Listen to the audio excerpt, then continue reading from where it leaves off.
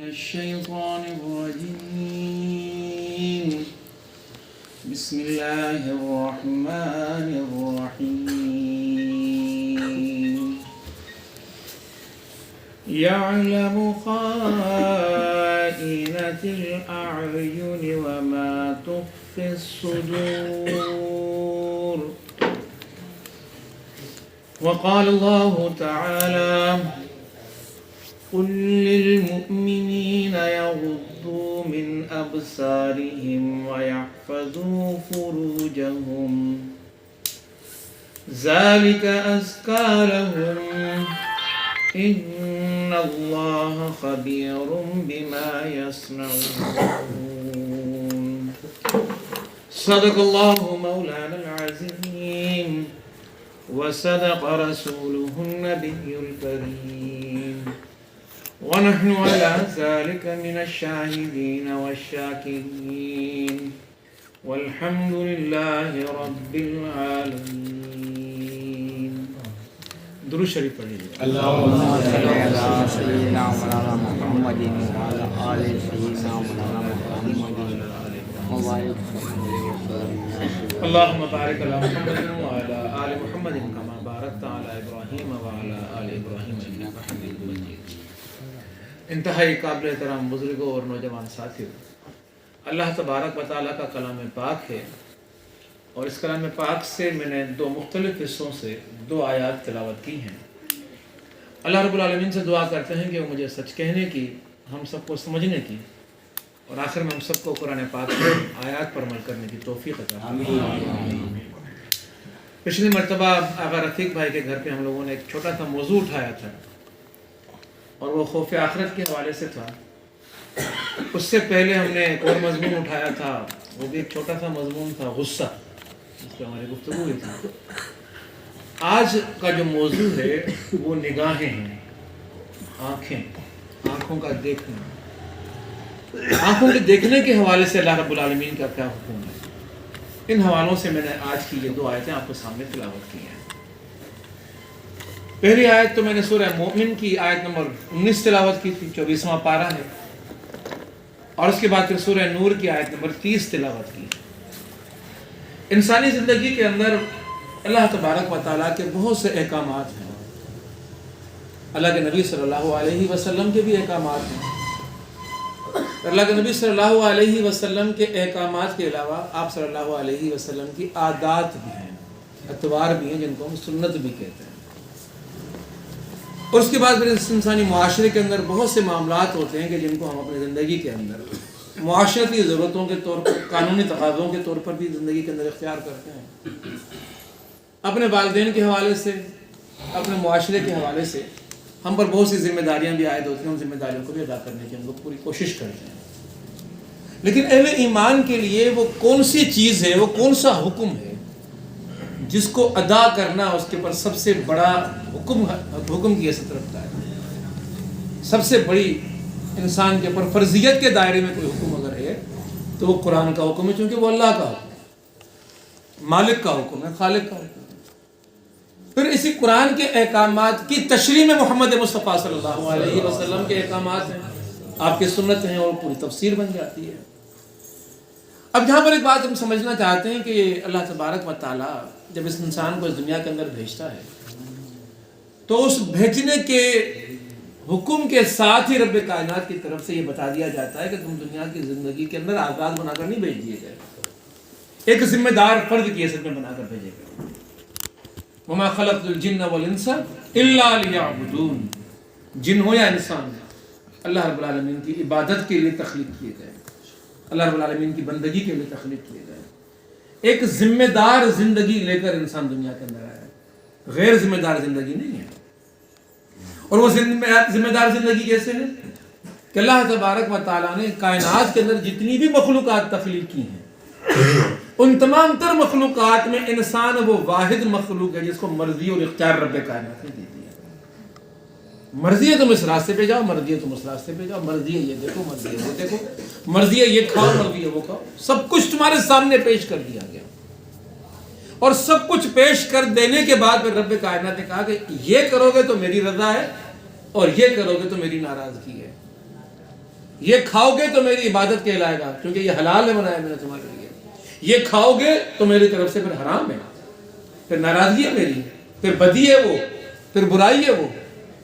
تو نیکی اور بدی، اللہ کا حکم ماننا نیکی، اللہ کے حکم کے تحت کھانا نیکی، اللہ کے حکم کے تحت چلنا نیکی، اللہ کے حکم کے تحت کاروبار کرنا نیکی، اللہ کے احکامات۔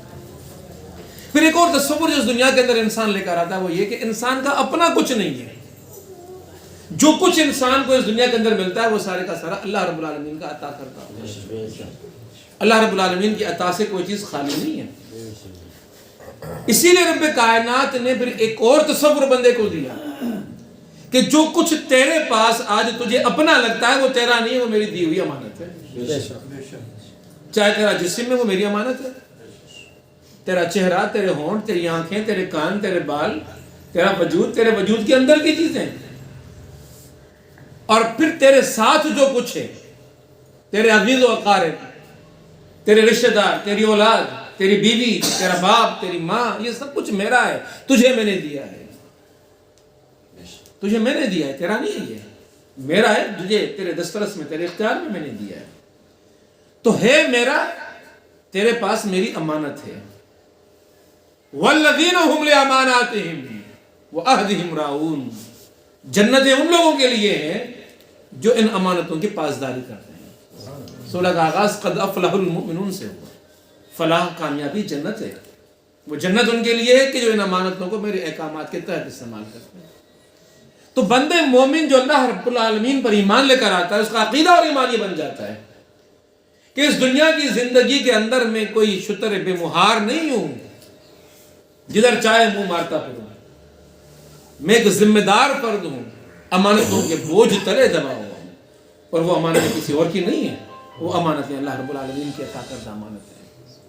یہ عقل بھی اللہ رب العالمین کی امانت ہے، یہ زبان بھی اللہ رب العالمین کی امانت ہے، یہ دل بھی اللہ رب العالمین کی امانت ہے، یہ جسم کے اعضاء اللہ رب العالمین کی امانتیں ہیں، یہ میرے قدم اللہ رب العالمین کی امانتیں ہیں، اور یہ عقل اور یہ ذہن جس کو استعمال کر کے میں کماتا ہوں، یہ عقل اگر اللہ کی امانت ہے تو اس عقل کو اور جسم کی صلاحیتوں کو استعمال کر کے میں جو کچھ دنیا کے اندر کماتا ہوں وہ کمائی بھی اللہ رب العالمین کی امانت ہے۔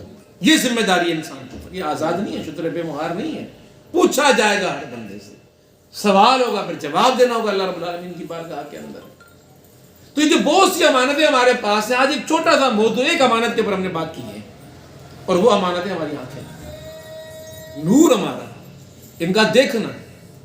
اس دنیا کے اندر ہم لوگ سمجھتے ہیں کہ شاید ہماری آنکھیں اللہ رب العالمین نے ہم عطا کر دی ہیں، بازار ہیں ہم لوگ، جو چاہیں دیکھتے پھریں، جسے چاہے دیکھتے پھریں، آنکھوں کو جس طرح چاہے ہم استعمال کرتے رہیں، ہم پر کوئی ذمہ داری نہیں ہے، کوئی باز پرس نہیں ہے۔ اللہ تبارک تعالیٰ کہتا ہے کہ ایسا نہیں ہے، تمہاری آنکھیں، رب کائنات کہتا ہے کہ یہ امانتیں ہیں میری طرف سے۔ اب وہ جو آیت میں نے آپ کے سامنے تلاوت کی، رب کائنات نے سورہ مومن کی آیت نمبر 19 کے اندر فرمایا کہ یعلم، علم میں ہے، جانتا ہے، خائنۃ الاعین، اپنی آنکھوں سے تم جو خیانت کرتے ہو، والذین هم لاماناتہم وعہدہم راعون، امانت ہے تمہارے پاس، امانت ہے آنکھیں اللہ کی، تبھی تو کہہ رہا ہے رب کائنات کہ تم جو آنکھوں سے خیانت کرتے ہو، ان آنکھوں کی خیانت کو میں جانتا ہوں کہ تم کس نگاہ سے کس کو دیکھ رہے ہو، ان آنکھوں کے دیکھنے کے پیچھے تمہاری سوچ کیا ہے، تمہارے دلوں کے ارمان کیا ہیں، تمہارے دلوں کے وسواس کیا ہیں، سب کچھ میں جانتا ہوں۔ یعلم خائنۃ الاعین وما تخفی الصدور، اور جو مخفی کر رکھا ہے تو نے اپنے سینے کے اندر خیال، جس کے تحت تو کسی کو دیکھ رہا ہے، میں جانتا ہوں۔ آنکھوں کا دیکھنا ایسے نہیں ہوتا، آنکھوں کے پیچھے ارادے ہوتے ہیں، ان ارادوں سے تو کسی کو دیکھ رہا ہوتا ہے، ان ارادوں کو میں جانتا ہوں کہ جن ارادوں کے تحت تو کسی کو دیکھ رہا ہے، تو جان لے میں واقف ہوں، میں جانتا ہوں تو کس کو کس نگاہ سے دیکھ رہا ہے، تو کس کو کس نگاہ سے دیکھنے کا تجھے اختیار دیا گیا ہے، اور کس کو دیکھنے کا اختیار تجھے نہیں دیا گیا۔ تو رب کائنات کی طرف سے یہ بالکل ایک تنبیہ کے طور پہ بھی بات کہی جا رہی ہے کہ تیرا دیکھنا جب بھی ہو تو جان لے کہ خدا تیرا دیکھنا دیکھ رہا ہے، تو دیکھنے میں آزاد نہیں ہے، تو ہر چیز کو دیکھنے میں بری الذمہ نہیں ہے۔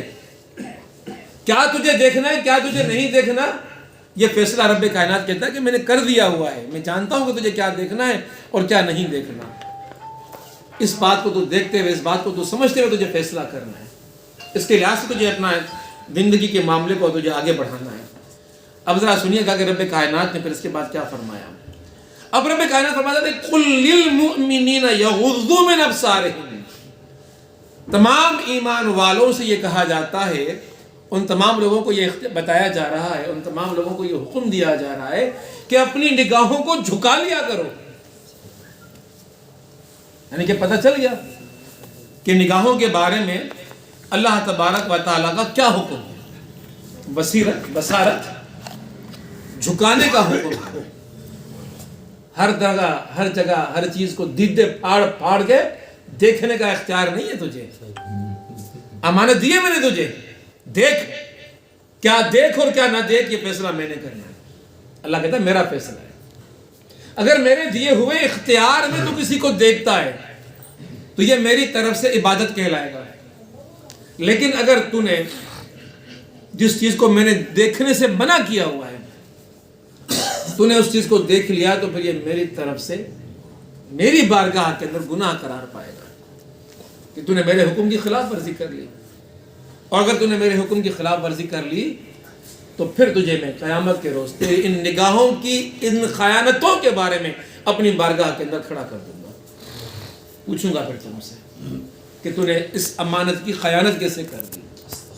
اللہ تبارک و تعالیٰ کا یہ نور اور یہ آنکھیں انسان کے لیے رحمت بھی ہیں، اور یہی آنکھیں اور یہی دیکھنا انسان کے لیے وبال بن سکتا ہے، عذاب بن سکتا ہے، جہنم کی آگ بن سکتا ہے، یہ بہت بڑی آزمائش بن سکتا ہے یہ، اور انسان پھر اللہ رب العالمین کی آگ سے اپنے آپ کو بچا نہیں پائے گا۔ یا غضوا من ابصارہم، غض بصر، اپنی نگاہوں کو جھکا لو۔ اپنی آنکھوں کو نہیں جھکاؤ گے تو پھر رب کائنات کی بارگاہ کے اندر گنہگار ٹھہرو گے۔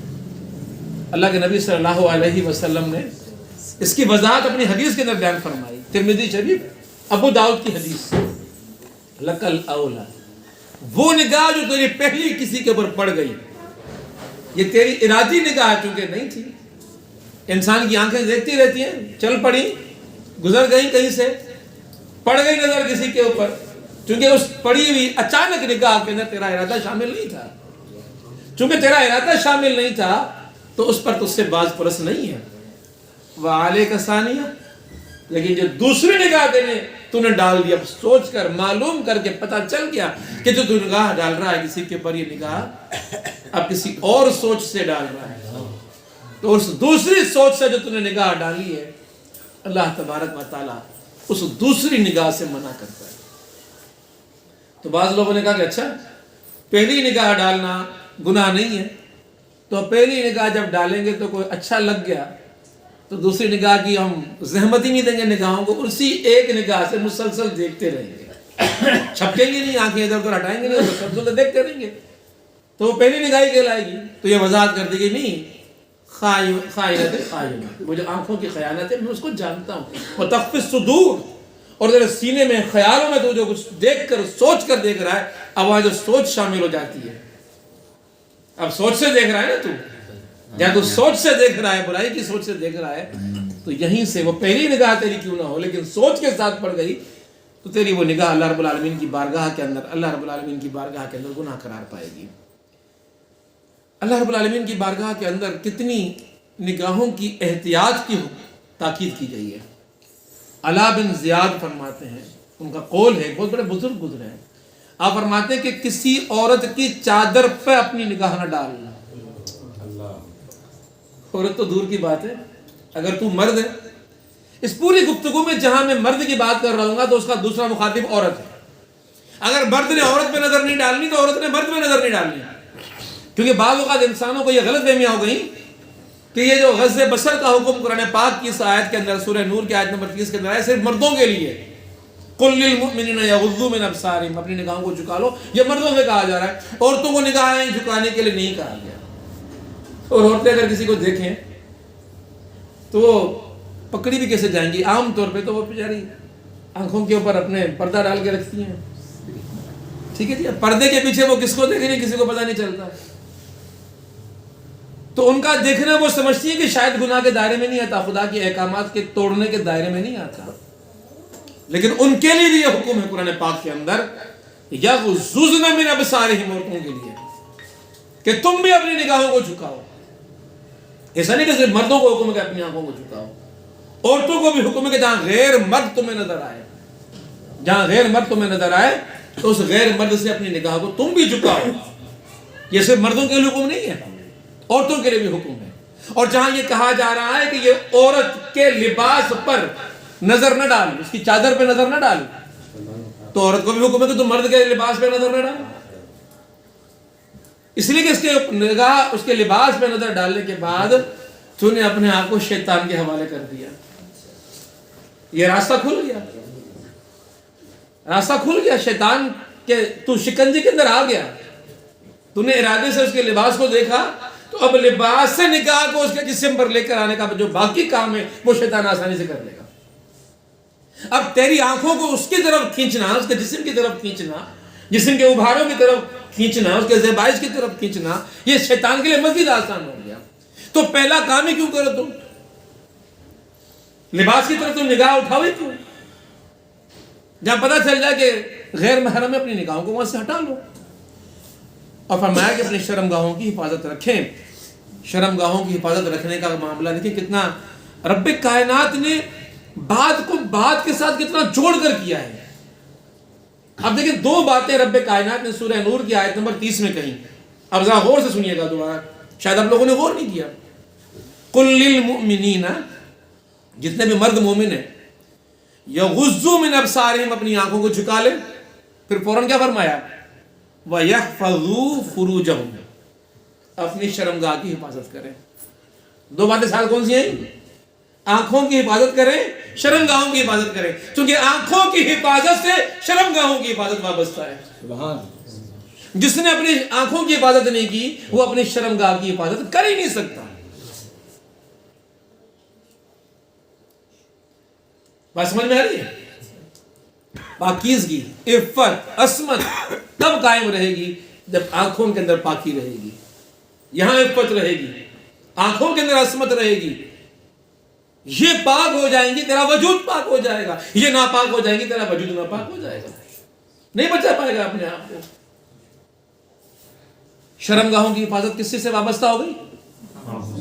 اور دنیا میں ہوتا بھی کیا ہے, انتہائی قبیح ترین عمل اور گناہ کبیرہ زنا. کیا زنا ایسے واقع ہو جاتا ہے؟ زنا کے عمل کا پہلا دروازہ, پہلا راستہ آنکھوں سے دیکھنا ہوتا ہے. دیکھے گا پھر سوچے گا, سوچے گا پھر منصوبہ بنائے گا, پھر عمل کی طرف آئے گا, پھر راستہ بنائے گا, پھر جا کے زنا پر پہنچے گا. تو یہ پہلا راستہ ہی بند کر دے, تو اس دروازے کو کھول ہی نہ کہ تو غیر محرموں کو دیکھنے کے تو عادی بن جائے.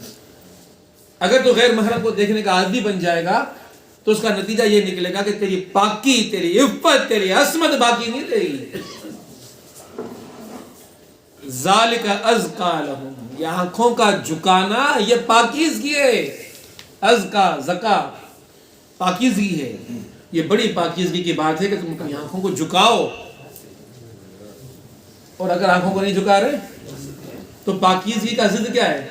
یہ بڑی ناپاکی ہے کہ تو ہر ایک کو دیکھتا رہے, تو ہر ایک کو عجیبے پھاڑ پھاڑ کے دیکھتا رہے. اپنی آنکھوں کو بے باکی سے تو استعمال کرتا رہے, لاپرواہی سے استعمال کرتا رہے. تو اپنی آنکھوں سے تو اپنی آنکھوں کو ہی ناپاک نہیں کر رہا, اپنے سوچوں کو, اپنے دماغ کو ناپاک کر رہا ہے. یہ دماغ کے اندر جو خیالی پلاؤ تیرے پاس بن رہے, منصوبے بن رہے, سوچوں ہی سوچوں کے اندر تو جو اپنے آپ کو زنا کے عمل کے قریب لے کر چلا جا رہا ہے, یہ تب ہو رہا ہے کہ تم نے اپنی آنکھوں کو پاک کرنا نہیں کیا. ذالک ازکا لہم, یہ ان کے لیے کیا ہے؟ پاکیزگی ہے, بڑی پاکیزگی ہے. کیا چیز بڑی پاکیزگی ہے مومن مردوں کے لیے؟ نگاہوں کو جھکا دینا. اور یہی بات عورتوں کے لیے بھی آ جاتی ہے. پھر رب کائنات خبردار کر رہا ہے, یہاں پر دوبارہ خبردار کر رہا ہے, ان اللہ, بے شک اللہ, خبیر بما یصنعون, اللہ رب العالمین ہر اس بات سے, ہر اس کام سے واقف ہے. اس سے کوئی چیز پوشیدہ نہیں ہے, وہ ہر بات کو جانتا ہے. اور جب اللہ کہتا ہے کہ میں جانتا ہوں, جب اللہ جانتا ہے تو میدان حشر میں جس چیز کو اللہ جانتا ہے کیا وہ اللہ سے پوشیدہ رہ سکے گی؟ اب مجھے ہم ذرا سب سوچ کے بتا دیں، زبان کا بولنا ہر وقت ممکن نہیں ہوتا، جاگنے سے سونے تک آنکھوں کا دیکھنا ممکن ہے، کوئی ہے تو گفتگو کر پاتے ہیں، کوئی نہیں ہے تو آنکھوں کے دیکھے ہوئے عکس دماغوں میں دوڑ رہے ہوتے ہیں، ان کو سوچ سوچ کے انسان گناہوں میں پڑا رہتا ہے۔ تو پھر معلوم تو یہ ہوا کہ یہ جو گناہ آنکھوں کے نتائج کے طور پر ہوتا ہے، دیکھنے کے نتائج کے طور پر ہوتا ہے، یہ تو بہت بڑا گناہ ہے، بہت بڑا گناہ ہے یہ تو۔ اور یہ اتنا بڑا گناہ ہے کہ یہ انسان سونے کے بعد بھی اس کو دیکھ رہا ہوتا ہے اپنے خوابوں کی صورت کے اندر جہاں بول نہیں رہا ہوتا۔ اسی لیے بزرگوں نے فرمایا یہ جو آنکھوں کی خیانت ہے اس نے بڑے بڑے بزرگوں کو بھی برباد کر دیا، بڑے بڑے ولیوں کو برباد کر دیا، بڑے بڑے متقی لوگوں کو برباد کر دیا، بڑے بڑے علماء کو برباد کر دیا۔ یہ حضرت امام ابو حنیفہ غالباً یا کوئی اور بڑے ہمارے 4 امام مسلم کے واقعات میں آتا ہے کہ جب وہ درس کی محفل کیا کرتے تھے تو وہ لڑکے جن کے چہروں پہ بھی داڑیاں نہیں آئی تھیں، ان لڑکوں کو حکم نہیں تھا کہ چہرہ سامنے کر کے بیٹھیں اور درس دیا جائے گا، پیٹھیں کر لو، چہرے ادھر کر لو، کہ چہرے پہ نظر استاد، عالم، متقی، پرہیزگار، امام کا درجہ حاصل ہے، لیکن ارادہ، سوچ اور خیال شیطان تو کسی وقت بھی دل میں ڈال دیتا ہے۔ اسی لیے پھر یہ حکم کہ حکم چہرہ اس طرف، چہرے پہ داڑھی اتارا ہے اب میری طرف دیکھو، اس لیے کہ مرد کے لیے ہر وقت عورت کو دیکھنا ممکن نہیں ہے، عورت کے لیے ہر وقت کسی غیر مرد کو دیکھنا ممکن نہیں ہے، لیکن یہ جو جن کے چہروں پہ داڑیاں نہیں ہوتی بچوں کی، لڑکوں کی، خصوصاً یہ جو اساتذہ کرام بھی ہم لوگ موجود ہیں یہاں پر، اساتذہ بہت سے، تو یہ جو عورت کے حسن کی شبیہ وہ تو اس بغیر داڑھی کے لڑکے کے چہرے میں بھی نظر آنا شروع ہو جاتی ہے۔ تو یہ آنکھوں کے پیچھے تمہارے ذہنوں میں جو سوچیں چل رہی ہیں، اللہ تو واقعی میں دنیا تو نہیں پکڑ سکتی۔ 80 سال کا بوڑھا ہے، دیکھ رہا ہے، دنیا سمجھ رہی کہ بچی سمجھ کے دیکھ رہا ہے، بیٹی سمجھ کے دیکھ رہا ہے، بہن سمجھ کے دیکھ رہا ہے، 80 سال میں کیا اس کے دل میں برائی آ رہی ہوگی۔ ایک ہمارے بزرگ گزرے ہیں بہت بڑے، حضرت سعید بن مسیب رضی اللہ تعالی عنہ، آپ فرماتے ہیں کہ شیطان کسی شخص سے مایوس نہیں ہوا اگر اسے کوئی سخت جان انسان مل جائے، تقوی، معیار تقوی پہ، اعلیٰ ترین معیار پر، گناہ کی طرف بڑھتا ہی نہیں ہے، جاتا ہی نہیں ہے، کرتا ہی نہیں ہے گناہ، کوشش کر کر کے تھک گیا کہ اس کو ہٹا دوں اس کی حقیقت سے، اس کو ہٹا دوں اس کو دین کے اس اعلیٰ معیار سے، اس کو بندگی کے اس اعلیٰ معیار سے ہٹا دوں، تو سخت سے سخت جان ایمان والا جب ایمان سے نہیں ہٹ رہا ہوتا تو پھر فرماتے ہیں کہ ایسے شخص کو عورتوں کے جال میں پھینک کر پھنسا دیتا ہے وہ۔ یہ بڑا خطرناک جال ہے شیطان جو آنکھوں کی صورت میں ہمارے پاس ہر وقت موجود ہے۔ آنکھیں ہماری ہیں، جال شیطان کا ہے۔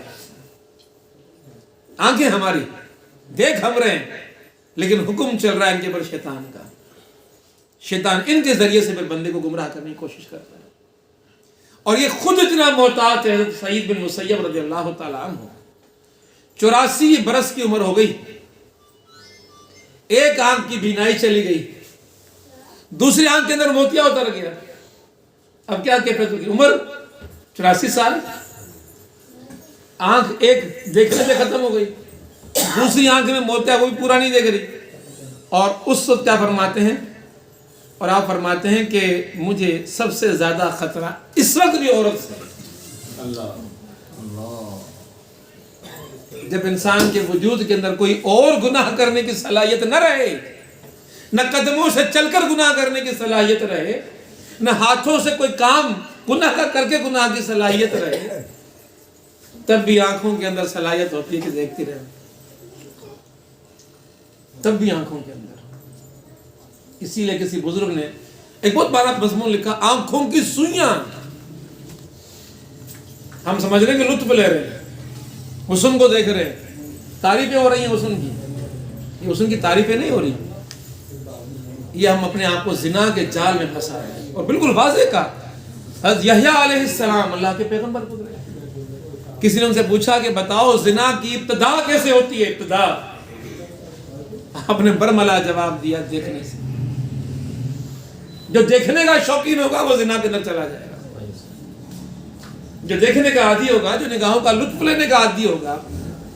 اور پھر فرمایا کہ دوسری چیز جو انسان کو تباہ کرتی ہے وہ تمنا، انسان کے اندر تمنا جنم لے رہی ہوتی ہیں، یہ انسان کو تباہ کرتی ہے۔ حضرت فضیل فرماتے ہیں کہ شیطان نے دیکھنے کو اپنی پرانی کمان اور خطا نہ کرنے والا تیر قرار دیا ہے۔ پرانی کمان، ہم وہ ہتھیار اپنے پاس کبھی نہیں رکھتے جس کا نشانہ خطا جاتا ہو، ہم کہتے ہیں وہ ہتھیار رکھے جس کا نشانہ نشانے پہ رکھتا ہو۔ تو شیطان کی پرانی کمان سمجھتے، کامیاب ترین کمان جس کا چلایا ہوا ہر تیر اپنے نشانے پر ہدف پہ جاتا ہے۔ تو پرانی کمان کون سی شیطان کی؟ دیکھنا۔ اور یہ شیطان اس کے ذریعے سے انسان کے اوپر حملہ کرتا ہے اور اس کو تیر قرار دیا ہے۔ اسی طرح اللہ کے پیارے پیغمبر آقا نامدار حضرت محمد مصطفیٰ صلی اللہ علیہ وسلم کی حدیث ہے، آپ صلی اللہ علیہ وسلم فرماتے ہیں کہ بری نظر شیطان کے زہر میں بجھے ہوئے تیروں میں سے ایک تیر ہے۔ شیطان کا زہر میں بجھا ہوا تیر، زہر میں بجھا ہوا تیر کسی کو لگ جائے، عام تیر زخم دے گا، زخم بھر جاتا ہے، لیکن جو تیر زہر میں بھگو کر مارا گیا ہو وہ صرف تیر زخم نہیں دے رہا ہوتا، ساتھ وہ زہر بھی جسم میں اتار رہا ہوتا ہے کہ جس کے اترنے کے نتیجے کے اندر انسان باقی نہیں رہتا۔ پھر فرمایا کہ جو شخص اللہ کے خوف سے نظر بازی ترک کر دے گا، جو شخص اللہ کے خوف سے نظر بازی ترک کر دے گا، اللہ تعالیٰ اس کو ایسا ایمان عطا کرے گا جس کی حلاوت وہ اپنے دل کے اندر محسوس کرے گا۔ ایک اور جگہ میں نے پڑھا، جب کسی مومن کی نگاہ کسی غیر محرم پر پڑتی ہے اور وہ اپنی نگاہ کو جھکا لیتا ہے، اللہ تعالیٰ کو یہ ادا بڑی پسند آتی ہے۔ آگے پتہ کیا کہا گیا؟ پھر اللہ رب العالمین اپنے فرشتوں کو حکم دیتا کہ میرے فرشتوں جاؤ میرے اس بندے کی ان آنکھوں کو جا کے چوم کراؤ کہ جو میرے خوف کی وجہ سے جھک گئی، ان کو وہ حسن جس کے اندر بڑی حلاوت محسوس ہوتی تھی، میرا خوف آنکھوں کی لذتوں پر غالب آ گیا۔ فرشتے آ کر آنکھوں کو چومیں گے،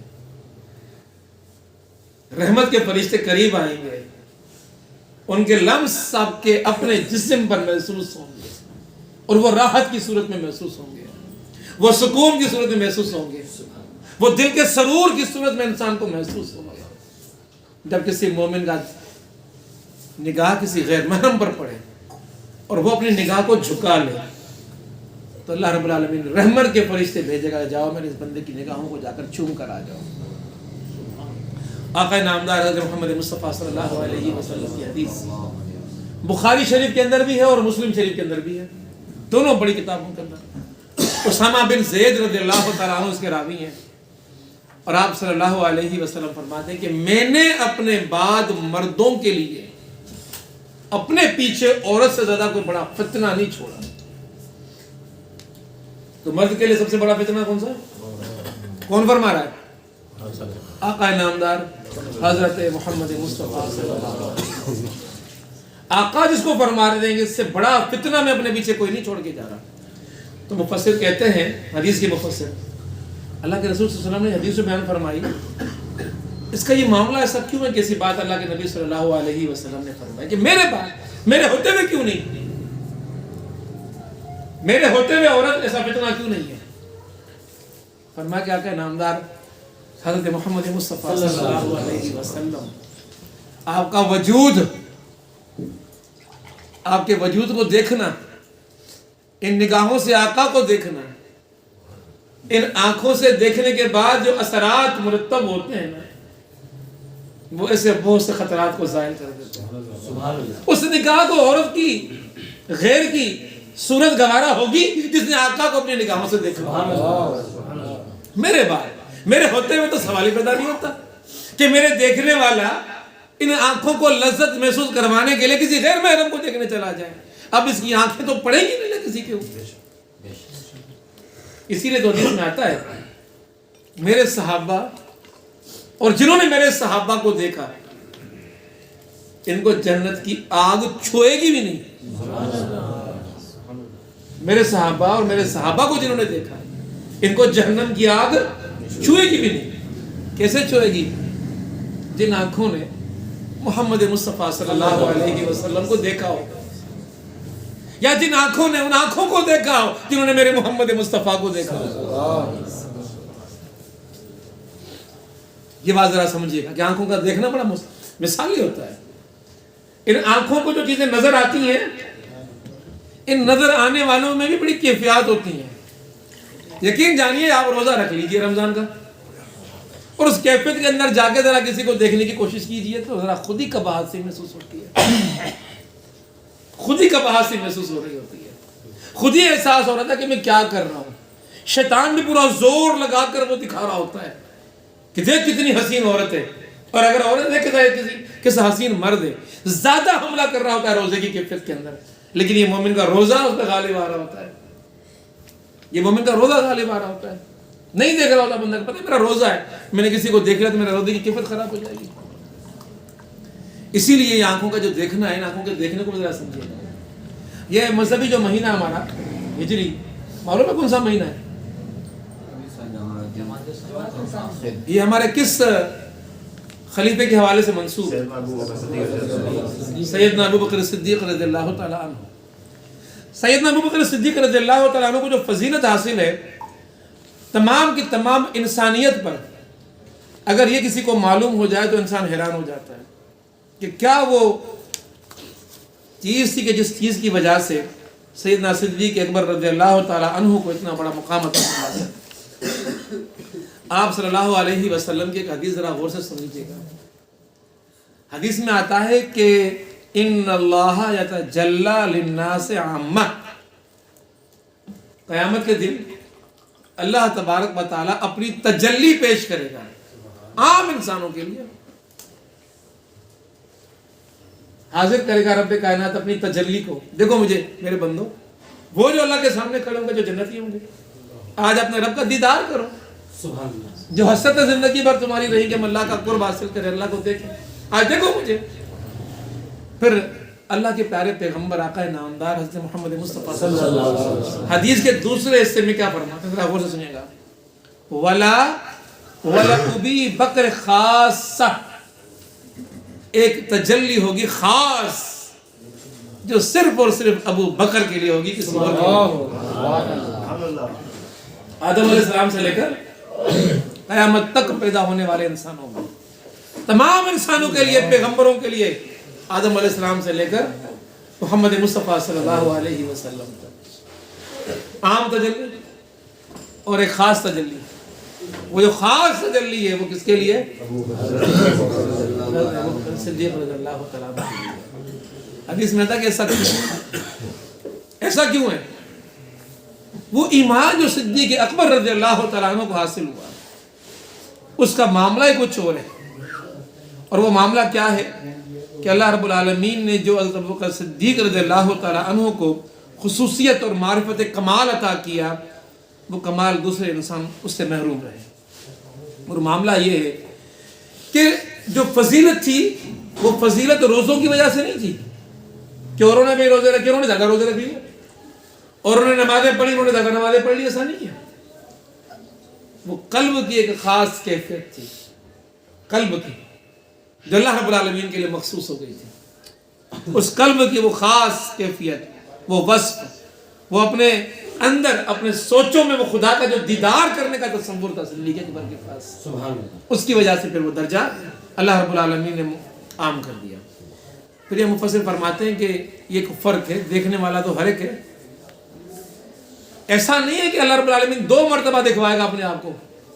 ایک مرتبہ ہم لوگوں کے لیے دکھوائے گا، پھر بولے گا سب لوگ ہٹ جاؤ، اب صدیق اکبر کھڑے ہو کر مجھے دیکھیں. کہا کہ جلوہ تو ایک ہی مرتبہ سامنے آئے گا، تجلی تو ایک ہی سامنے ہوگی، لیکن معاملہ کیا ہے، یہ کیمرہ ہے، ان کے پکسل ڈیفرنٹ ہوتے ہیں، ہر ایک کا جو عکس کھینچنے کا انداز ہوتا ہے مختلف ہوتا ہے.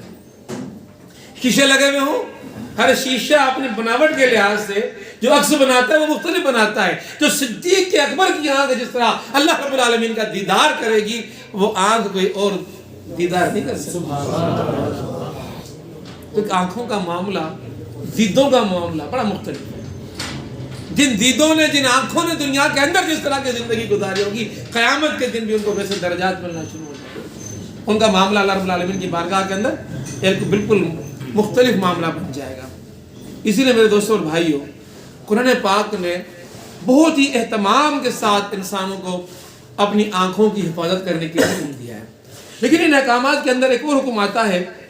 اللہ رب العالمین نے جس طرح عورت کے لیے کہا کہ عورت اپنے آپ کو بچائے، اپنے آپ کو روکے، ان آنکھوں کے حوالے سے اور ان جسم کے اعضاء کے حوالے سے ایک حدیث آتی ہے، اور حدیث کی جب میں نے کتابیں دیکھنا شروع کی تو میں حیران ہو گیا. یہ حدیث بخاری شریف کے اندر موجود، یہ حدیث مسلم شریف کے اندر موجود، اور یہ حدیث بہقی شریف کے اندر بھی موجود. 3 مستند کتابوں کے اندر حدیث موجود. راوی حضرت ابن عباس رضی اللہ تعالی عنہ. اور عجیب معاملہ، عجیب بات تھی، عجیب کیفیت کی جو اس حدیث کے اندر کہی گئی. اگر آپ غور سے سنیے گا، معمولی بات نہیں کہے گی آقا نامدار حضرت محمد مصطفیٰ صلی اللہ علیہ وسلم کی طرف سے. رونگٹے کھڑے ہو جاتے ہیں انسان کی جب حدیث کا پہلا حصہ انسان سنتا ہے. آپ فرماتے ہیں حضرت ابن عباس کہ آپ صلی اللہ علیہ وسلم نے فرمایا کہ ہر آدمی کو زنا سے کچھ نہ کچھ واسطہ پڑتا ہے. ہر آدمی کو، کوئی نہیں بچا ہوا زنا سے. ہر آدمی کا واسطہ زنا سے پڑتا ہے. حدیث اور مستند ترین حدیث. ہر آدمی کا واسطہ پڑ رہا ہے زنا سے، نہیں بچ رہا کوئی بھی زنا سے. اب کیسے واسطہ پڑ رہا ہے؟ اس لیے کہ آنکھیں زنا کرتی ہیں، ان کا دیکھنا زنا ہے. آنکھیں زنا کرتی ہیں، ان کا دیکھنا زنا ہے. کون ہے جو یہ کہہ دے کہ میری کوئی آنکھ ایسی نہیں ہے کہ جو دیکھنے والی نہ بنی ہو؟ اور دیکھنے سے مراد لذت اور سرور حاصل کرنے کے لیے، کسی کے حسن کو دیکھنے کے لیے آنکھیں للچائی اور کسی کے اوپر پڑ گئی ہوں، تو یہ جو آپ کی آنکھ للچا کے کسی کے اوپر پڑی، کسی کے حسن کا نظارہ کرنے کے لیے، یہ دنیاوی نظارہ تم نے کر لیا، لیکن اللہ کی بارگاہ میں زنا عمل کی کتاب کے اندر لکھ دیا گیا کہ بندہ مرتکب ہو گیا زنا کا. اور یہ زنا ہوا آنکھوں کے ذریعے سے. پھر اسی حدیث کے اندر آقا نامدار حضرت محمد مصطفیٰ صلی اللہ علیہ وسلم فرماتے ہیں کہ انسان اس کے دونوں ہاتھ زنا کرتے ہیں، اور ان ہاتھوں کا کسی غیر محرم کو چھونا ہے. ان کا زنا کسی غیر محرم کو چھونا ہے. یا مصافحے ہو رہے ہیں، یا معانقے ہو رہے ہیں، یا گلے لگا جا رہا ہے، پرواہ نہیں. بازاروں میں گزر رہے جسم کو ٹکرا کے گزر رہے، لذت و سرور لے رہے جی. بازاروں میں مرد بھی اور بازاروں میں عورتیں بھی، پرواہ نہیں کیا ہو رہا ہے. آقا نامدار حضرت محمد مصطفیٰ صلی اللہ علیہ وسلم فرمایا کہ ہاتھوں کا زنا غیر محرم کو یہ ہاتھوں کا لگنا ہے اور ان کے ذریعے سے زنا ہے. اس لیے فرمایا کہ قدموں کا بھی زنا ہے. اور قدموں کا زنا یہ ہے کہ انسان ان قدموں کے ذریعے سے ایسے عمل کے لیے چل کر جائے، خاص طور پہ نوجوان.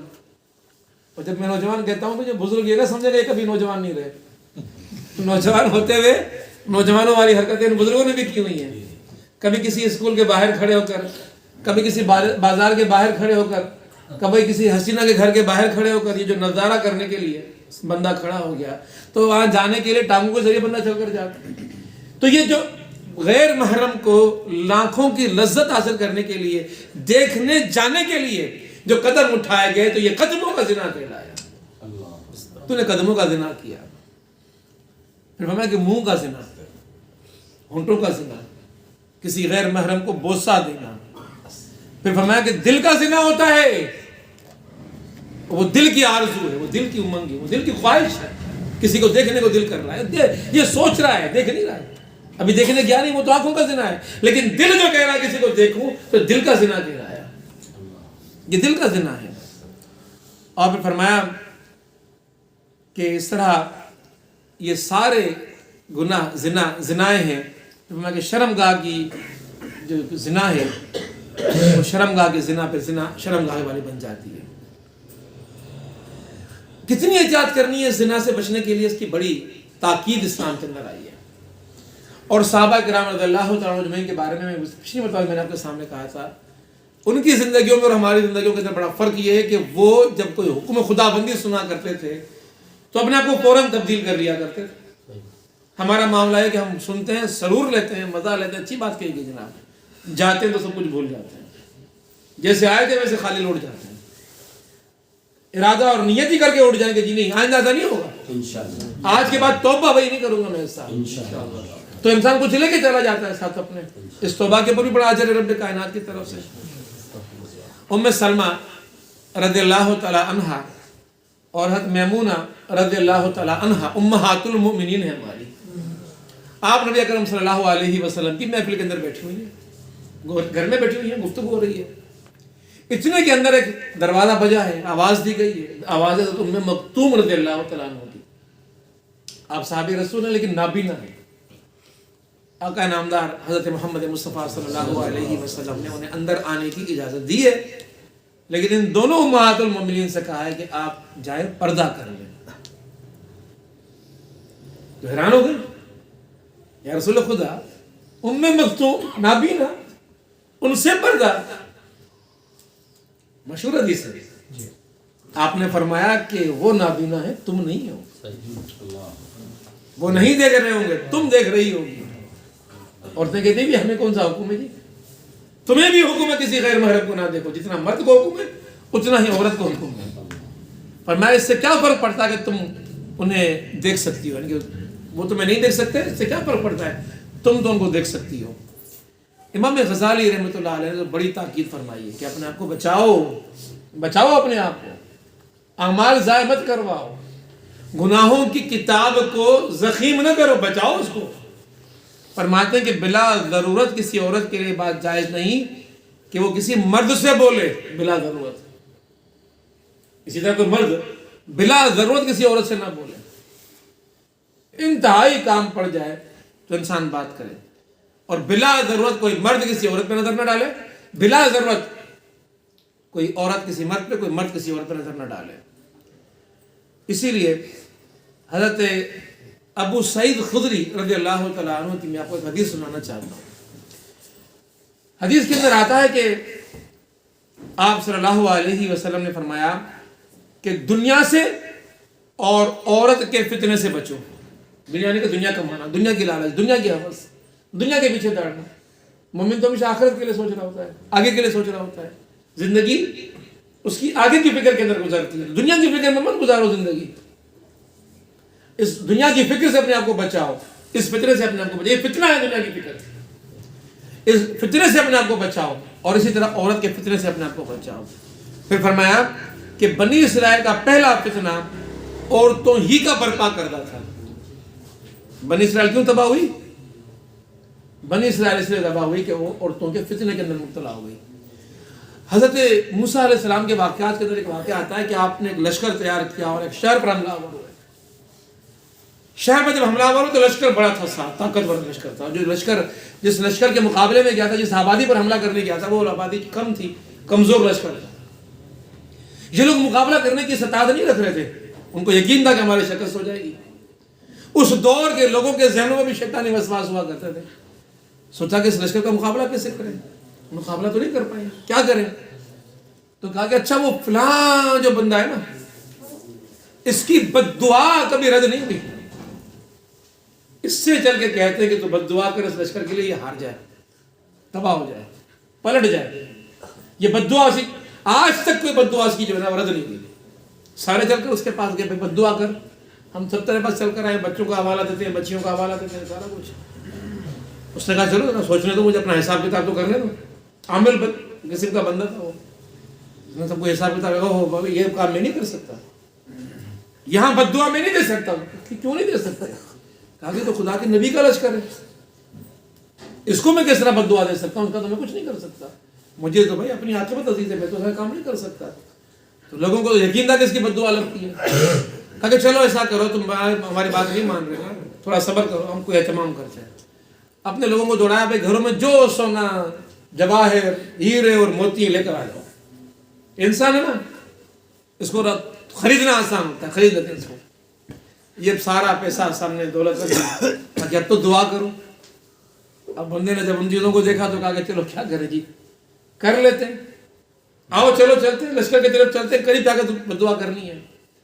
اور سب کو لے کے اپنے سواری پر خچر پہ جیسے ہی وہ قریب آئے ہیں اس لشکر کے، تو خچر نے آگے بڑھنے سے انکار کر دیا ہے. یہ اسے کھینچے ہیں اور خچر پیچھے جا رہا ہے. تفصیلی واقعہ ہے، بڑا واقعہ، میں تفصیلات میں نہیں جاتا. اس نے کہا بھائی میرا تو بس نہیں چل رہا ہے، میں اسے آگے کھینچتا ہوں، اللہ کے فرشتے اس کو پیچھے دھکیل رہی، کیسے آگے بڑھے گا؟ تو آگے نہیں بڑھ سکتا. وہاں جاؤں گا تو جا کے بد دعا دے پاؤں گا، نہیں جا پا رہا میں کیا کروں؟ تو لوگوں نے کہا یہ اتنے ہیرے، اتنے جواہر، اتنے زکوم، یہ سارا کچھ تمہیں دیا، اس کو کیا ہوگا؟ کہا کہ چلو اس کا حق ادا کرنے کے لیے میں تمہیں ایک منصوبہ بتاتا ہوں، تم اس پر کام کرو، تم کامیاب ہو جاؤ گے. کہا کہ وہ منصوبہ کیا ہے؟ کہا منصوبہ یہ ہے کہ اپنی عورتوں سے کہو کہ پھول اور خوشبو اور چیزیں بیچنے کی غرض سے ان مسلمانوں کے لشکر کے اندر چلی جائیں. عورتوں کون منع کرے گا لشکر میں آنے سے؟ چلی جائیں، لیکن بن ٹھن کے جائیں، بہترین لباس پہن کر جائیں، تیار ہو کر جائیں. اور سن لو، ان سے کہہ دینا کہ اس لشکر میں کوئی مرد اگر تم سے زنا کی خواہش ظاہر کرے تو رکنا مت، اجازت دے دینا. اور جان لو اس پورے لشکر کا کوئی ایک بھی مرد اگر زنا کا مرتکب ہوا تو یہ پورا لشکر تباہ ہو جائے گا. لوگوں نے کہا اچھا یہ بات ہے. گئے اور اپنی عورتوں سے کہا جاؤ. اور یہ ساری عورتیں مسلمانوں کے لشکر میں گھس گئیں، اہل ایمان کے لشکر میں گھس گئیں. لوگوں نے بڑا اہتمام کیا ہوا تھا، اپنی نظروں کی حفاظت کی ہوئی تھی، اپنا بڑا خیال کیا ہوا تھا، کوئی نظر نہیں ڈال رہا. ایک خیمے سے ایک صاحب نکلے باہر، بڑے وہ طاقتور بھی تھے، قبیلے کے سربراہ بھی تھے. ان کے سامنے سے جو عورت گزری وہ ان کو بڑی دل کو اندر لبھا گئی. انہوں نے دیر ہی نہیں کہ اس نے کہا کہ آ جا. بازو سے پکڑا، وہ خوشی خوشی آ گئی، خیمے میں لے کر زنا کر دیا. اس اسرائیلی روایت کے اندر لکھا ہوا ہے کہ اس زنا کے عمل کے ساتھ وبا پھوٹ پڑی اور لشکر کے اندر ہزاروں لوگ اسی وقت مر گئے. یہ تباہی جو عام ہو گئی، سب لوگ پریشان ہو گئے، کیا ہو گیا ایسا ہمارے اندر، کتنی تباہی ہمارے اندر آئی ہے. لوگوں نے کہا دوڑو دیکھو. کسی نے کہا کہ وہ اس خیمے کے اندر زنا ہو گیا. تو پھر ایک صاحب دوڑتے ہوئے وہاں پر آئے اور آ کر اس کا قلم سر قلم کر دیا اس عورت سمیت. تب جا کے وہ مبارک کی ہے. لیکن مسلمانوں کا بھی واقعہ آتا ہے، محمد مصطفیٰ صلی اللہ علیہ وسلم کی امت کا بھی واقعہ آتا ہے. شام کا شہر ہے، اس شام کے شہر کو فتح کرنے کے لیے صحابہ کا لشکر کیا ہے. واقعات کے اندر آتا ہے کہ شہر کے لوگوں نے کہا کہ مسلمان انہوں نے تو ہر طرف کامیابیاں ہی کامیابیوں کے جھنڈے گاڑ دیے، ہم کیا مقابلہ کر پائیں گے ان کا. عیسائیوں کا شہر تھا. انہوں نے کہا کہ ہم سارے مرد گھروں کے اندر بیٹھ جاتے ہیں، کوئی باہر نہیں نکلے گا ہتھیار لے کر، لیکن ہماری ساری عورتوں کو حکم ہے کہ گھر کے باہر دروازوں پر چھتوں پر عالی شان معطر لباس زیب تن کر کے پورا اپنے آپ کو مزین کر کے خوبصورت بنا کر گھروں کے دروازوں پر گلیوں میں کھڑا کر کے. آپ تصور کریں کہ شہر پر حملہ ہونے کے لیے لشکر آئے، مقابلے میں کوئی نہ نکلے تو لشکر والے کیا کریں گے؟ لشکر والوں نے یہ کہا کہ بھائی اگر کوئی ایسا بندہ مقابلے پر نہیں آ رہا تو چلو ہم لوگ یہ کر لیتے ہیں کہ ہم خود شہر کے اندر چل پڑتے ہیں. اب جب یہ لشکر شہر کی طرف چل پڑا تو اس لشکر کے لیے لشکر کے سالار نے کہا، جو صحابی رسول تھے، کہ جب ہم شہر کی طرف چل رہے ہیں تو ذرا ایک چیز کا خیال کرنا. وہ خیال یہ کرنا کہ قرآن کے اندر رب کائنات نے فرمایا، جو میں آج آیت آپ کے سامنے پڑھ رہا تھا، قُلْ لِلْمُؤْمِنِينَ يَغُضُّوا أَبْصَارَهُمْ وَيَحْفَظُوا فُرُوجَهُمْ. یہ خدا کا حکم ہے، سن لو. شہر میں جا رہے ہو، عیسائیوں کا شہر ہے، عورتیں آئیں گی، خبردار سن لو قرآن کا حکم کیا ہے. اپنے آپ کو بچا کر رکھنا، ایسا نہ ہو کہ شہر میں جاؤ کسی عورت پہ نگاہ پڑ جائے. اور معاملہ یہ ہوا کہ یہ لشکر جو ہی سپاہی اندر گئے شہر کے اندر تو دیکھا کہ چاروں طرف عورتیں ہی عورتیں مزین. کسی ایک مرد نے بھی کسی ایک عورت کی طرف نگاہ اٹھا کر نہیں دیکھا. عورتیں حیران رہ گئیں کہ کیا معاملہ ہو گیا کہ یہ لوگ یہاں سے گزرے ہیں لیکن اس کے باوجود ان میں سے کوئی بھی ہماری طرف نگاہ اٹھا کر دیکھنے کے لیے تیار نہیں ہے. سارا لشکر گزر گیا، صحابہ کا لشکر تھا، کسی ایک صحابی کی نگاہ بھی کسی ایک غیر محرم چہرے کی طرف نہیں گئی، اور سب کی سب نگاہیں جیسے پاک باز تھیں ویسے ہی پاک باز واپس لوٹی ہیں. اور جب واپس لوٹی ہیں تو کسی صاحب لشکر نے پوچھا کہ بتاؤ یہ جو شہر تم گھومنے گئے تھے یہ شہر تمہیں کیسا محسوس ہوا؟ کہا کہ جب ہم شہر کے اندر گئے تھے تو ہم شہر کو دیکھ ہی نہیں پائے، نہ گلیوں کو دیکھ پائے، نہ بازاروں کو دیکھ پائے، نہ عمارتوں کو دیکھ پائے. کہا کہ تم کیسے لوگ ہو؟ شہر دیکھنے گئے تھے تم کہ تو کچھ بھی دیکھے بغیر آ گئے. کہا کیسے کچھ بھی دیکھے بغیر آ گئے کہ ہم جس طرف گئے عورتیں ہی عورتیں تھیں، اور ہماری نگاہیں ان عورتوں کو دیکھنے کے لیے اٹھ ہی نہیں سکتی تھیں. آج ہمیں محسوس ہوا تھا کہ قرآن پاک کی یہ آیت قل للمؤمنین یغضوا ابصارہم آج نازل ہوئی. ہم قرآن کی ہر آیت کو آج نازل شدہ آیت کے طور پہ زندگی میں لیتے تھے، اسی لیے ان آیتوں پر ہم عمل کرتے چلے جایا کرتے تھے. وہ عورتیں واپس پلٹ کر مردوں کے پاس گئیں، کہا کہ یہ شخص، یہ لوگ، یہ انسان، یہ ناقابل شکست انسان ہے، نہیں شکست دی جا سکتی ان کو. اگر یہ انسان ہوتے، اب عورتیں کہہ رہی ہیں، تو ضرور ہماری طرف دیکھتے. ہی تو فرشتے تھے، فرشتے جنہوں نے ہماری طرف نگاہ اٹھا کر دیکھنا گوارا کیا. یہ بڑی اہم بات تھی جو قرآن پاک کے ذریعے سے ہمارے سامنے آئی. واقعہ ایک اور واقعہ آپ کے سامنے پیش کرنا چاہتا ہوں، اور یہ واقعہ ہے حضرت یوسف علیہ السلام کا واقعہ. آپ لوگوں نے سنا ہوگا. اور نگاہ کا معاملہ آپ کے سامنے، کتنا خطرناک معاملہ ہوتا ہے کہ جب زلیخا عورتوں کے اندر بدنام ہو گئی تو عورتوں نے کہا کہ ہے زلیخا تو کیسی ہے؟ یہ مرد دیوانے ہوتے ہیں، عورتوں کے پروانے ہوتے ہیں، اشاروں پہ ناچتے ہیں، تو کیسی عورت ہے؟ تم نے تو عورتوں کی توہین کر دی. ایک مرد کے پیچھے تو ایسی دیوانی ہو گئی، پاگل ہو گئی. کہا کہ اچھا تم مجھے ایسا کہتی ہو، آ جاؤ ذرا تم میرے پاس، میں بلا لی، دعوت کر لی ہوں گی. چھری ہاتھوں میں دے دی، میوہ ہاتھوں میں دے دیا، اور پھر یوسف علیہ السلام سے کہا کہ ذرا گزرے یہاں سے. پھر معلوم ہے کیا ہوا، نگاہوں نے کیا کر دیا تھا. جیسے یوسف علیہ السلام کے چہرے پر نگاہ پڑی ہے تو عورتوں نے بجائے اس میوے کو کاٹنے کے اپنے ہاتھوں کو کاٹ لیا تھا. یہ نکاح. یہ واقعہ آپ نے ہمیشہ سنا ہے، لیکن اس واقعے کے اندر ایک اور بات بھی آتی ہے کہ اس واقعے کے اندر وہ واقعہ بھی سمایا ہوا ہے کہ اس عورت نے، اس زلیخا نے محل کے دروازے بند کر دیے تھے، اور وہ یوسف علیہ السلام نے کہا کہ آؤ میرا جسم تمہارے لیے حاضر ہے، دسترس حاصل ہے تمہیں، آج آؤ اب لذت حاصل کرو میرے جسم سے. لیکن یہاں یہ معاملہ کیا ہوا تھا کہ یوسف علیہ السلام کے قدموں کا معاملہ ذرا غور سے دیکھیں کیا ہوا تھا. یہ قدم حسن کی طرف نہیں بڑھے تھے، غیر محرم کی طرف نہیں بڑھے تھے، یہ قدم پیچھے ہٹے تھے، دروازوں کی طرف گئے تھے. مقفل دروازے یوسف علیہ السلام کے پیچھے ہٹتے ہوئے قدموں کو دیکھ کر کھل کر گرنے لگ گئے تھے، اور آپ گھر سے نکل آئے. تو مفسرین نے کیا فرمایا کہ اہل ایمان کے لیے سبق یہاں پر یہ ہے کہ جس طرح مقناطیس کو کشش کرتا ہے تو مقناطیس کو مقناطیسی کشش کے محور سے نکلنے میں ہی بقا ہے تمہاری. نکل جاؤ عورت کے دائرے سے باہر، اپنے آپ کو قریب لاؤ گے، اپنے آپ کو بچا نہیں پاؤ گے. ولا تقربوا الزنا، زنا کے قریب مت جاؤ. تو زنا کے قریب لے جانے والی چیز کون سی ہے؟ بدنگاہی. تو مقناطیس قریب گئے تو کھینچے گا، دور ہو جاؤ، کشش کے دائرے سے نکل جاؤ تو اپنے آپ کو بچا لو گے. تو یوسف علیہ السلام کے اس واقعے کو ہم لوگوں نے ہمیشہ سے سنا، لیکن اس واقعے کے اندر یہ بات ذہن میں رکھیے گا کہ اپنے آپ کو بچائیں. اسی طرح نبی اکرم صلی اللہ علیہ وسلم کے پاس ایک صحابی ہے، جوان صحابی ہیں، اسلام قبول کیا ہے. اسلام کی زندگی سے پہلے تو کوئی شرائط شروع تھی نہیں، انسانی زندگی حیوانی زندگی تھی. اور آج جس کو ہم حیوانی زندگی کہتے ہیں، آج یورپ کے اندر وہی زندگی ہے، آج اس کو بھی ہم حیوانی زندگی کہہ سکتے ہیں. وہ کہتے ہیں نا ہمارے پاس ترقی کی زندگی ہے، تعلیم کی زندگی ہے، اور ہمارے پاس شعور کی زندگی ہے.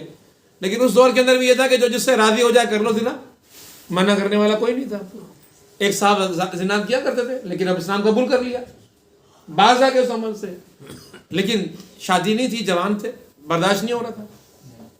آقا نامدار حضرت محمد مصطفیٰ صلی اللہ علیہ وسلم کے پاس آئے اور آ کر عرض کیا رسول خدا، یا رسول خدا مجھے اجازت دیجیے، مجھ سے رہا نہیں جا رہا، مجھ سے برداشت نہیں ہو رہا، مجھے اجازت دیجیے کہ میں زنا کروں. آقا نامدار حضرت محمد مصطفیٰ کی ہستی ہے. یقین جانے اگر وہ نہ ہوتے کوئی اور ہوتا. آج کے دور پہ دیکھ لیں, ذرا جائیں اس مسجد کے اندر, جو امام صاحب وہاں بیٹھے ہوئے ہیں, اور ان سے جا کر کہیں کہ جناب میں آپ کے پاس اس لیے آؤں گا, مجھے زنا کی اجازت دیجیے. اگلا بندہ کتنا مشتعل ہو جائے گا. اپنے دادا سے کہیے, اپنے نانا سے کہیے, بابا سے کہیے, وہاں برداشت نہیں ہو رہا, مجھے اجازت دیجیے. بندہ مشتعل ہو جاتا ہے. لیکن یہ میرے آقا تھے, محلہ میں اعظم تھے, آقا نامدار حضرت محمد مصطفیٰ نے کہا آ جاؤ میرے قریب بیٹھ جاؤ. آپ نے قریب بٹھایا اور بٹھا کر کہا کہ میرے ساتھی, میرے صحابی, میرے دوست, میرے بھائی, اجازت تم لینے آئے ہو, لیکن پہلے تم اجازت دو کہ کوئی تمہاری ماں کے ساتھ زنا کرے. یا رسول خدا, میں ایک غیرت مند ہوں, یہ میں کیسے گوارا کر سکتا ہوں کہ کوئی میری ماں کے ساتھ زنا کرے؟ یہ سخت ناگوار ہے مجھے. پھر میں اچھا چلو ماں کا معاملہ تو ایسا ہوتا ہے, چلو پھپھی کے ساتھ, یا رسول خدا میری پھپھو کے ساتھ, چلو خالہ کے ساتھ, یہ رشتے گنائے اللہ کے نبی صلی اللہ علیہ وسلم نے, خالہ کے ساتھ, چلو بہن کے ساتھ, چلو اگر کوئی بیٹی تمہاری کل ہو جائے اس کے ساتھ. یا رسول خدا یہ کیسے ممکن ہے؟ تو کہا کہ جو تیرا بھائی ہے, جو چیز تیرے لیے ممکن نہیں تو اس کے لیے کیسے ممکن سمجھتا ہے کہ تو اس کی بہن کے ساتھ, تو اس کی خالہ کے ساتھ, تو اس کی ماں کے ساتھ, تو اس کی بیٹی کے ساتھ زنا کرے. پھر وہ صحابی فرماتے ہیں کہ اللہ کے نبی صلی اللہ علیہ وسلم نے میرے سینے پر ہاتھ رکھا, اور ہاتھ رکھ کر اللہ کے نبی صلی اللہ علیہ وسلم نے ایک دعا پڑھی, اور میں کہتا ہوں یہ دعا سب لوگ یاد کر لیں. میرے آقا کی پڑھی ہوئی دعا ہے, سکھائی ہوئی دعا ہے. اور دعا کے اندر آقا نامدار حضرت محمد مصطفیٰ صلی اللہ علیہ وسلم نے پہلی بات یہ کی کہ اللہم مغفر ذنبی, اللہ میرے گناہوں کو معاف فرما. یہاں سے آغاز کیا دعا کا, اللہم مغفر ذنبی, سینے پر ہاتھ رکھا اور دعا کی, اللہم مغفر ذنبی, اللہ گناہوں کو معاف فرما. یعنی کہ اللہ دل کو پاک کر دے, جو گناہوں سے بھرا ہوا ہے, اٹا ہوا ہے, لدا ہوا ہے گناہوں کے ساتھ, اس کو پاک کر دے. وَطَّهِّرْ قَلْبِهِ, میرے دل کو پاک کر دے جہاں پہ سواس اٹھتے ہیں. دوسری بات کیا کہی؟ وَطَّهِّرْ قَلْبِهِ, اس قلب کو, اس دل کو صاف کر دے, پاک کر دے. وَحَسِّنْ فَرْجَهُ, اور میری شرمگاہ کی حفاظت فرما. تین باتیں, اللہم مغفر ذنبه, وَطَّهِّرْ قَلْبَهُ, وَحَسِّنْ فرجہو, اور میرے شرمگاہ کی تو حفاظت فرما. انسان سچے دل سے اللہ سے دعا کرے, ناممکن نہیں ہے کہ انسان اپنے آپ کو بچا لے. تو یہ دعا فرمائی. اس کے بعد وہ صحابی کہتے ہیں کہ اس کے بعد, اس دعا کے بعد جو اللہ کے نبی نے مانگی, سینے پہ ہاتھ رکھ کے مانگی, میری زندگی میں کبھی زنا کا وسوسہ بھی میرے ذہن میں نہیں آیا. کبھی وسوسہ نہیں آیا. تو میرے دوستوں اور بھائیوں, یہ موضوع بڑا وسیع ہے, اور جیسے کہ ہم لوگ وقت کے پابند ہوتے ہیں, کچھ ہمیں چیزوں کا خیال بھی کرنا پڑتا ہے, کئی چیزوں کا ہمیں اہتمام بھی کرنا پڑ رہا ہوتا ہے. چند ایک چیزیں بس میں آخر میں آپ کو بتانے کے بعد اپنی گفتگو ختم کروں گا. تیاری تو میں نے بہت زیادہ کر رکھی تھی آپ دوستوں کے لیے, لیکن ایک تو آپ کو میرا انتظار کرنا پڑا. کچھ ایسے کام ہیں کہ جن کے نتیجے کے اندر ہم اپنے آپ کو بچا سکتے ہیں, جو بزرگوں نے تاکید فرمائی ہیں. ان میں یہ ہے کہ سب سے پہلا کام یہ کہ اللہ رب العالمین نے ہر انسان کو کچھ نہ کچھ ہمت ضرور دی ہے. جب بھی اپنے آپ کو حسین نظاروں کے سامنے بے بس محسوس کرے تو بزرگوں نے سب سے پہلی بات یہ سمجھائی کہ اللہ کی دی ہوئی ہمت کو استعمال کریں.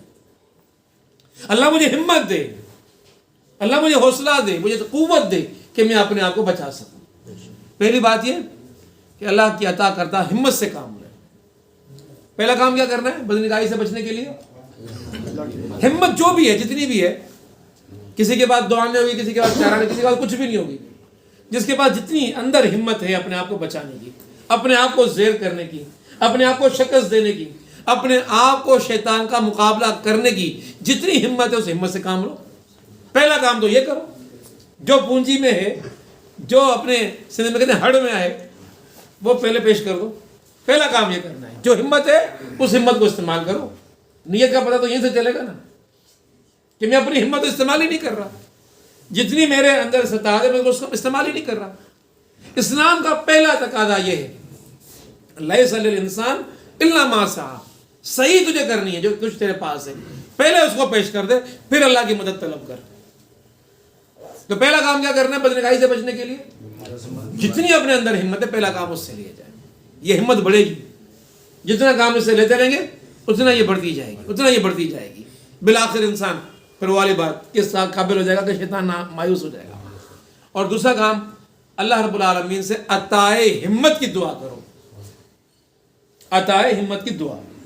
پہلا کام یہ کہ ہمت اللہ نے جو دی ہے اس کو استعمال کرو، پھر اللہ سے دعا کرو کہ اللہ رب العالمین تو مجھے ہمت دے، مجھے حوصلہ دے، مجھے قوت دے کہ اس کو استعمال کرتے ہوئے اللہ رب العالمین کے اس کام کو پورا کر سکوں، میں اپنی آنکھوں کی حفاظت کر سکوں۔ اور تیسرا کام یہ بتایا گیا، سمجھایا گیا کہ اللہ رب العالمین کے نیک بندے اور بزرگ دنیا کے اندر ہر دور میں موجود رہتے ہیں، وہ نہیں جو اپنے آپ کو ظاہر کر دیتے ہیں۔ ان بزرگوں کو تلاش کیجئے جو خود کو ظاہر نہیں کرتے۔ تماشبین بہت مل جائیں گے آپ کو، لبادہ اوڑھ کے بزرگی کے آپ کو پیش کریں گے، ہم بڑے بزرگ ہیں جی، ہم یہ بھی کر لیتے ہیں جی، ہم وہ بھی کرتے ہیں، میری دعا سے یہ بھی ہو جاتا ہے، میری دعا سے وہ بھی ہو جاتا ہے۔ ان سے بچو، شعبدہ بازوں سے بچو۔ حقیقی بزرگ وہ ہوتا ہے جو اپنے کو خفیہ رکھتا ہے۔ آپ کو معلوم ہے نا کہ بزرگوں میں ایسے بھی بزرگ گزرے کہ جن کا بڑا درجہ ہے اللہ رب العالمین کی بارگاہ کے اندر۔ حضرت اویس قرنی صحابے کا درجہ ملا، لیکن یہ سب کو معلوم ہے کہ اللہ کے رسول کو دیکھا نہیں تھا، دیکھنے کی بڑی آرزو تھی، امنگ تھی، تمنا تھی کہ اللہ کے رسول کو دیکھوں۔ پھر پیغام بھیجا، رسول خدا دیکھنا چاہتا ہوں، دل تڑپ رہا ہے، مرا جا رہا ہوں، لیکن یا رسول خدا میری ماں ہے، نابینا ہے، بوڑھی ہے، ضعیف ہے، کوئی نہیں ہے جو اس کا خیال کرے، کھانا پلانا صفائی ستھرائی سب کچھ مجھے کرنا پڑتا ہے، اب حکم دیے کیا کروں؟ حکم ملا کہ ماں کی خدمت کرو۔ اور پھر ایک وقت آیا کہ حضرت علی اور عمر فاروق نبی اکرم صلی اللہ علیہ وسلم کی محفل میں بیٹھے ہوئے، اور آپ صلی اللہ علیہ وسلم ان دونوں جلیل القدر صحابہ سے کہہ رہے ہیں کہ میرے بعد ایک بندہ ہے، اس کو تلاش کرنا، قرن سے اس کا تعلق ہے، چہرے کا ساملہ ہے، دبلا پتلا سا، یہ اس کی علامتیں ہیں، اور جب تمہیں وہ ملے تو اپنی نجات کے لیے اس سے دعا کروانا۔ دونوں صحابہ پریشان ہیں، ایسا کون سا فرد ہے، ہم نبی اکرم صلی اللہ علیہ وسلم کی محفل میں رہنے والے، زندگی بھر ساتھ دینے والے، عبادتیں کرنے والے، ریاضتیں کرنے والے، نمازیں پڑھنے والے، صدقات دینے والے، جہاد کرنے والے، ہم جا کے کہیں کہ ہمارے لیے دعا کرو، اور پھر اس کی تلاش۔ یہ بزرگی عیاں نہیں تھی، پوشیدہ تھی۔ ظاہر والے سارے موجود تھے، ظاہر والوں سے کہا جا رہا ہے کہ وہ بزرگ جو پوشیدہ ہے اس کو تلاش کرنا۔ اور پھر ہر حج کے موقع پر یہ دونوں افراد حاجیوں میں تلاش کرتے تھے، لوگوں سے کہتے تھے کہ ذرا کرم سے آنے والے لوگوں کو دیکھو، ان میں ان علامتوں کا کوئی بندہ نظر آ جائے۔ اور پھر ایک دن کسی بندے نے جا کر کہہ دیا کہ ہاں ایسا بندہ میں نظر آ گیا، صدیق اکبر دوڑے دوڑے آ رہے ہیں، بیٹھی جی دعا کیجیے، ہمارے لیے دعا کیجیے۔ حیران ہوگا بھی آپ کے لیے میں دعا کروں؟ آپ بتا رہے کہ آپ صدیق اکبر ہیں؟ ہاں میں صدیق اکبر ہوں، لیکن مجھے آقا انعامدار نے یہ ہدایت فرمائی تھی کہ ان علامتوں کا ایک شخص ہوگا، اس کو تلاش کرنا، جب تمہیں مل جائے تو اسے تم اپنی نجات کے لیے دعا کروانا۔ ہم اللہ کے رسول صلی اللہ علیہ وسلم کی اس ہدایت پر آپ سے دعا کروانے آئے، تو ایسے بزرگوں کو تلاش کیجیے گا۔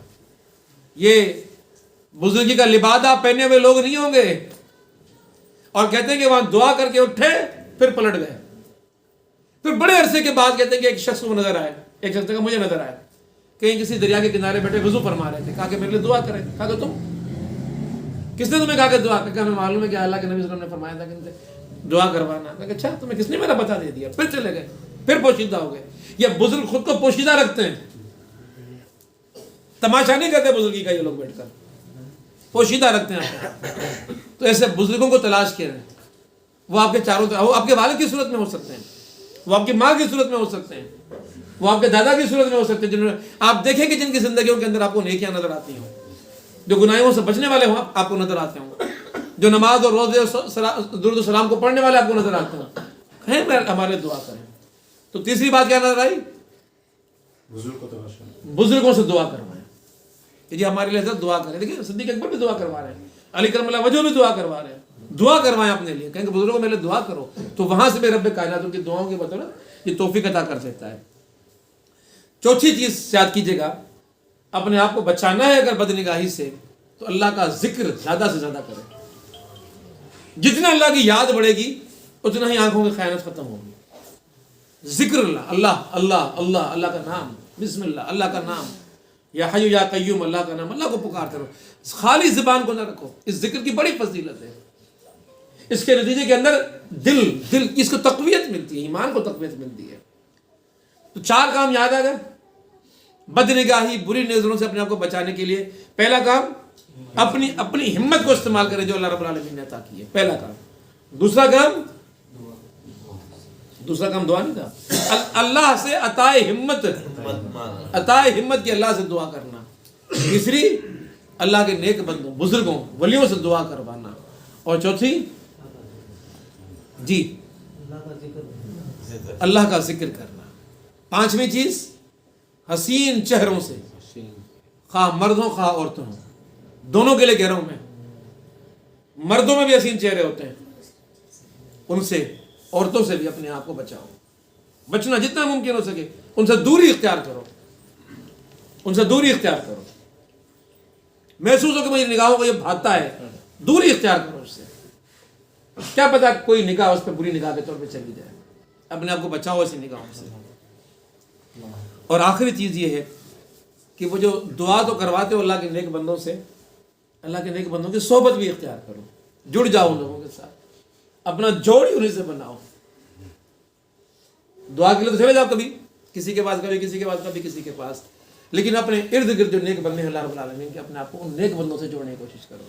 اللہ تعالیٰ سے دعا کرتے ہیں اللہ رب العالمین ہمیں اپنی آنکھوں کی حفاظت کرنے کی، غض بصر کرنے کی توفیق عطا فرمائے۔ اقول قولی ھذا استغفر اللہ لی ولکم ولسائر المسلمین فاستغفروہ انہ هو الغفور الرحیم۔ سبحان اللہ والحمد للہ ولا الہ الا اللہ واللہ اکبر ولا حول ولا قوۃ الا باللہ العلی العظیم۔ یا رب ذوالجلال، ہمارے پیارے بھائی، ہمارے دوست، ہمارے آصف بھائی نے آج درس قرآن کی اس محفل کا اپنے گھر کے اندر اہتمام کیا ہے، یا رب ذوالجلال ان کا یہ عمل اپنی بارگاہ میں عبادت کے طور پہ قبول فرما۔ تیرا ذکر یہاں پر ہوا، تیرا نام یہاں لیا گیا، تیرے پیارے پیغمبر کا نام یہاں لیا گیا، تیرے پیغمبر کے صحابہ کے نام یہاں لیے گئے، یا رب ذوالجلال تیرے کلام کو یہاں پڑھا گیا اور تیرے پیارے پیغمبر کے اقوال کو یہاں پڑھا گیا۔ اے رب ذوالجلال تو سارے پڑھنے کو، ہم سب کے لیے سننے کو اپنے بارگاہ کے اندر ایک نیکی کے عمل کے طور پہ قبول فرما۔ یا رب ذوالجلال یہ جتنا سبق آج ہم نے یہاں پر پڑھا زندگی بھر سے یاد رکھنے کی توفیق عطا فرما۔ یا رب ذوالجلال نیکی کے اس پیغام کو ہم سب کو عام کرنے کی توفیق عطا فرما۔ یا رب ذوالجلال ہمارے جتنے بھائی یہاں پر بیٹھے ہوئے ہیں، ہر ایک بھائی کو حتی الاستطاعت ان نیک بھائیوں اور دوستوں کو اپنے اپنے گھروں میں جمع کر کے ایسی محفلیں، قرآن کی محفلیں اپنے پاس منعقد کرنے کی توفیق عطا فرما۔ قرآن کے اس پیغام کو، اللہ کے اس پیغام کو، نبی اکرم صلی اللہ علیہ وسلم کے اس پیغام کو عام کرنے کے لیے ہم سب کو جستجو کرنے کی توفیق عطا فرما۔ یا رب ذوالجلال اس گھر کو اپنی خیر و برکت کا خزانہ بنا دے۔ یا رب ذوالجلال اس گھر کے اندر جتنی مصیبتیں، تکلیفیں اور پریشانیاں سب کو دور فرما دے۔ یا رب ذوالجلال اس گھر کے اندر، اس محفل کے اندر بیٹھے ہوئے اور جن گھروں سے یہ اٹھ کر یہاں پر آئے، ان تمام کے تمام گھروں پر اپنی رحمت کے خزینے بھر دے۔ یا رب ذوالجلال تمام کے تمام دوستوں کی تکلیفوں کو، بیماریوں کو، صحبتوں کو دور فرما دے، تمام پریشانوں کی پریشان حالیوں کو دور فرما دے۔ یا رب ذوالجلال تو دین سے ہم سب کو وابستہ فرما دے، دین پہ چلنا ہم سب کے لیے آسان فرما دے۔ یا رب ذوالجلال تو دین پر عمل کرنا ہم سب کے لیے آسان فرما دے۔ صلی اللہ تعالی علی خیر خلقی محمد و آلہ و اصحابہ اجمعین، آمین یا رب العالمین۔ جزاک اللہ۔ کھانے کا اہتمام ہے، تمام ساتھی اپنی درست کر لیں۔ یہ آصف بھائی یہاں سے یہ اٹھا لیں ذرا۔